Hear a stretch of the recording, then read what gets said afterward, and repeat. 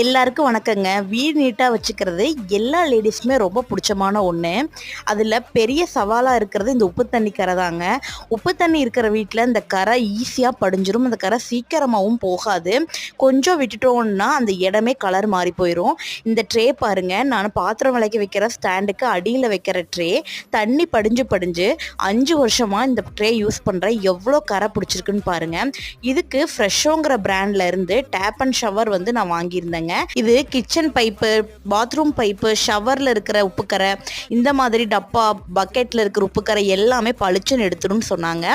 இதை வந்து பார்த்தீங்கன்னா உப்புக்கரை இருக்கிற ஏரியாவில் டைரெக்டாக ஸ்ப்ரே பண்ணி விட்டு 5 மினிட்ஸ் கழிச்சு தேய்ச்சா உப்புக்கரையெல்லாம் எப்படி கையில் விட்டு வருது பாருங்க.